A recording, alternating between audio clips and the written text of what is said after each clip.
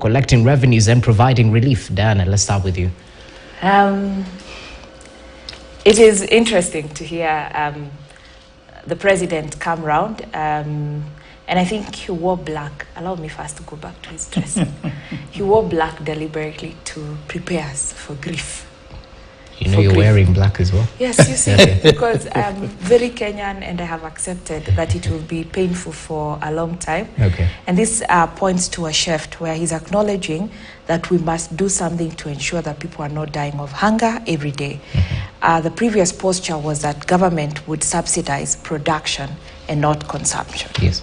But I think a new reality has dawned on government, and now they are starting to do something about consumption. Food, I think they're even mulling over, instead of giving a subsidy around fertilizer, a cash transfer so that there's money in the economy. But he started saying that there are three things that are affecting the cost of living. I got lost in the three things, but I do know there are three things that are making us not get to where we would want to be. First is that confusion and failure to recognize for the different levels of cost of living. Consumption and production, both of them must be given equal attention. Okay.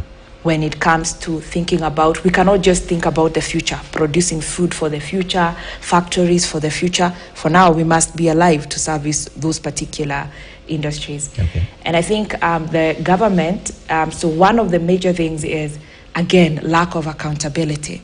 You introduce subsidies, you even go and import edible oil, then it does not get to the country. You've taken taxpayers' money in this very constricted fiscal space, then you flee and steal again. You create a bigger hole. So one is the continued lack of accountability and theft, without seeing any form of accountability.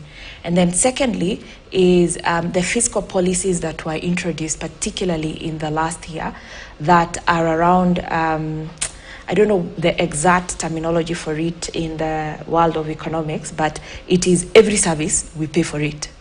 We tax people, we pay for education, we pay for health, we'll try privatize water, everything. We are paying more when the cost of living is extremely high.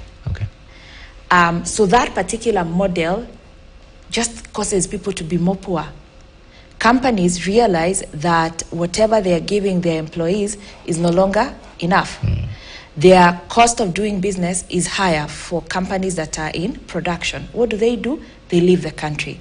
So we've seen more people being laid off. Okay. You increase taxation and create very many levies all at once.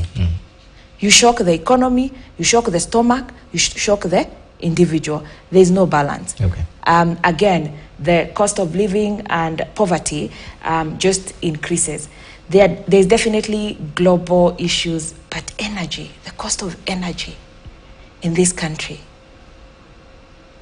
and the 16% VAT on petrol.